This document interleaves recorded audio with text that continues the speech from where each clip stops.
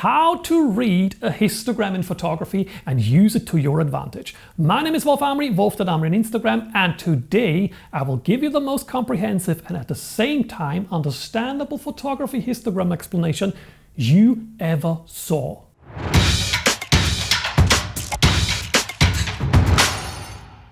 I am pretty excited because I worked on this histogram video for quite some time now. I hope you like it and will understand the histogram forever and always. If you don't, ask away in the comments. If you do, you have to promise to subscribe. Deal? Let's get started. A histogram is not specific to photography. It is actually a statistical graph, a bar graph, similar to what you know from elections. Party 1 gets 200,000 votes, Party 2 gets 1 million votes, and Party 3 gets 600,000 votes. Now imagine you don't only have 3 parties, but rather 256 instead. Then our graph would look like this. And wow, this suddenly looks just like the histogram of our images. So in photography we have 256 bars in our histogram. Of course, these bars don't stand for political parties, but what do they represent instead?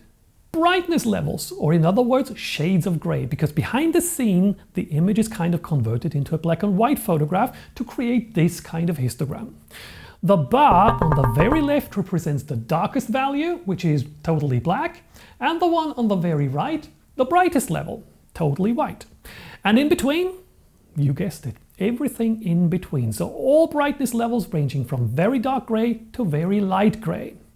The histogram in camera doesn't look like a gradient though, so what you usually see is this. Now if we had an image that was totally black like here in the background, our histogram would look like this. Let me make the bars red so that you can better see them. A very high spike on the very left for the blacks and nothing else. Why? Because there is nothing but black in the image, and the histogram shows that. If the image was half white and half black, we would have a high spike on the left for the black and another one with the same height on the right for the white. Same height because as many parts of the image are white as are black. The very same would happen for a checkerboard because still half of the image is white and the other half black. The two brightness levels are just scattered across the frame. If we add another brightness level, medium grey, the histogram will show 3 spikes. Black, grey in the middle and white.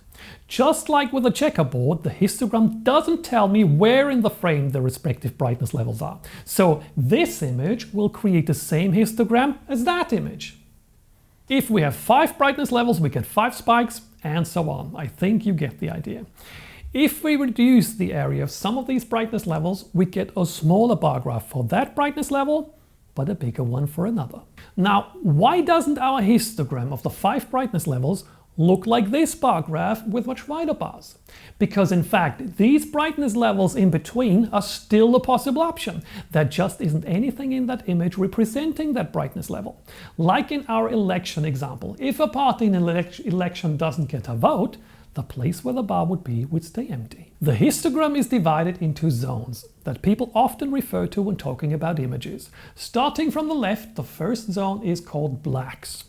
Unfortunately, there doesn't seem to be a clear definition about the blacks. You will often hear that it's the very dark area of an image that doesn't have any texture. But that's relative, of course, because if it wouldn't have any texture, all these bars in the blacks would actually be combined into one bar instead. In Lightroom, which is kind of the editing reference software, it is the first 26 of the 256 brightness levels. On a side note, in Lightroom you will see colors in the histogram. I won't go into details on these. They represent the color channels. Don't let that confuse you. If you want the same histogram than your camera shows, convert your image to black and white, hitting the V key. Back to the blacks. In a real image it would be these parts here and there. The next 51 bars in Lightroom are the shadows. Those are the darker parts of an image that do show texture. In our real image, it would be the darker parts in the sky, the shadows, hence the name in the mountains, or here in the forest. But also the darker parts of these rather medium bright looking greens here. Next are the midtones. They have the broadest range of 102 bars. In our real image, they start in the area in the sky up on the top right. Perfectly in the middle are the yellow trees, and the brighter part of the midtones is the grey of the mountains in this area. Right in the middle of the midtones is the grey of grey cards. Remember the beginning of this video. Their color is also called medium grey because it is right in the middle between white and black. Grey cards are mostly used for white balance, but they can also help you with exposure. Let me know if you want me to create a video to show you how. What follows are the next 51 bars for the so-called highlights. They are represented by the sunlit cliffs up here. And finally 26 bars for the so-called whites. That again are said to have no texture. As you can see, there are hardly any whites in this image. The very few pixels in the image that fall into this zone are covered by the snow. Let me just zoom in to better see them. Right there. So much for the zones. Now you may wonder what the unit for the height of the bars is. Or in other words, the scale of the y-axis. The truth is, it's totally arbitrary and also adaptive. Its algorithm tries to make the reading useful. It can happen that the top of the histogram is clipped in an effort to make the smaller bars better visible. But that doesn't matter at all, because it doesn't make an image bad if you have many pixels with the same brightness level.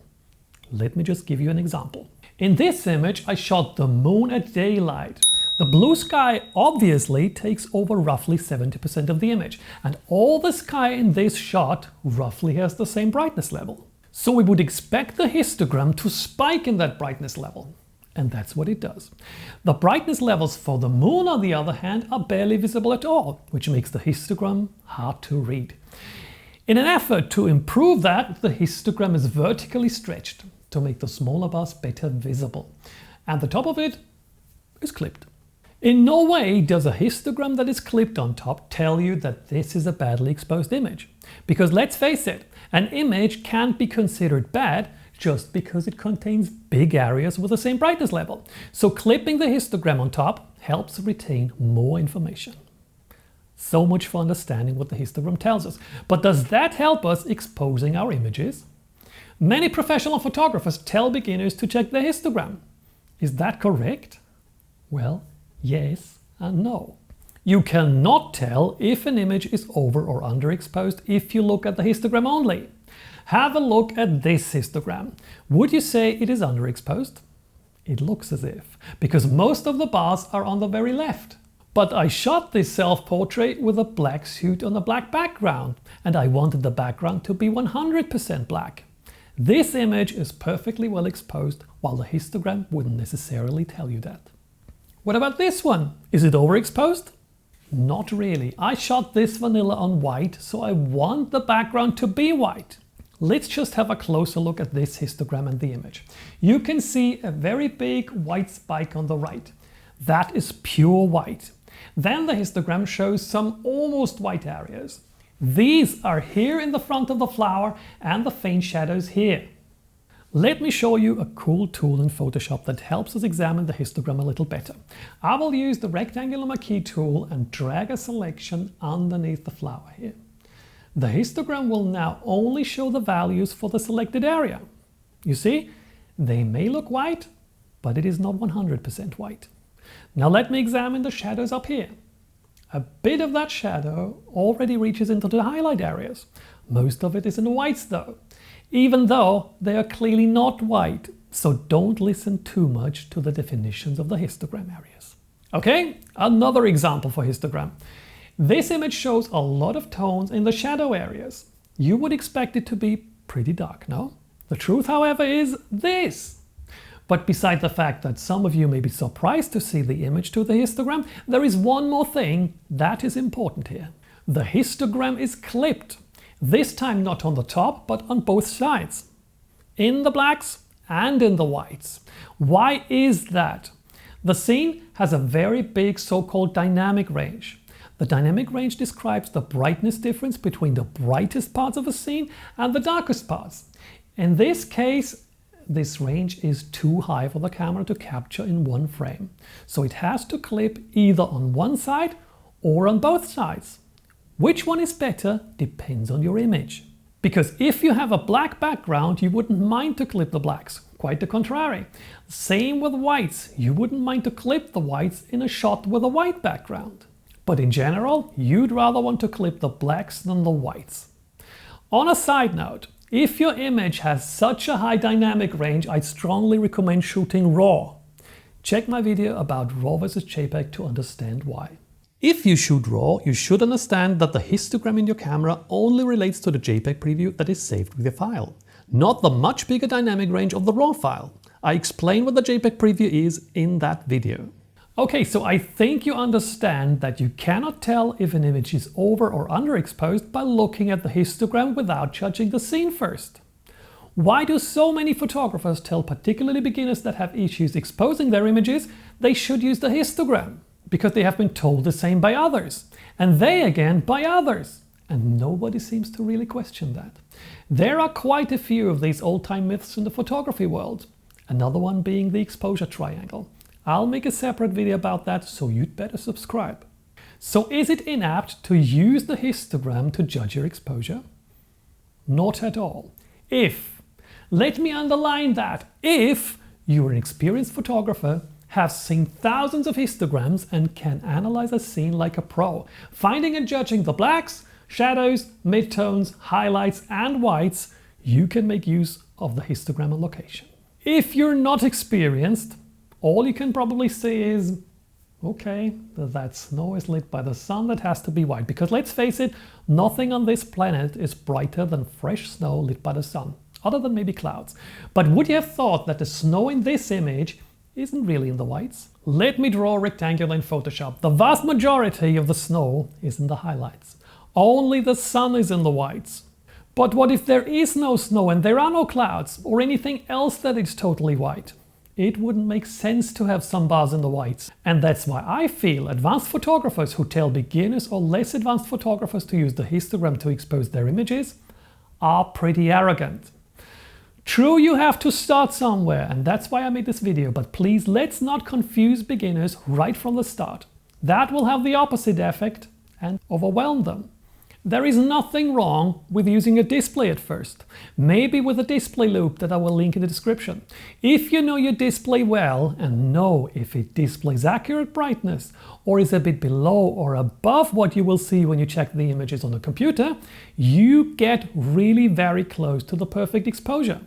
The histogram, on the other hand, depends very much on your scene. If there is no white in a scene, like for example when taking a shot of a pile of car coals, it is not supposed to show any whites. And the exact opposite when you photograph snow. Also, don't let anyone tell you a histogram has to be centered in the middle. What do you think? Is this image well exposed? Or not? No, it is snow, and snow is white, so it has to look like this instead. And according to many, this histogram would tell you it's overexposed.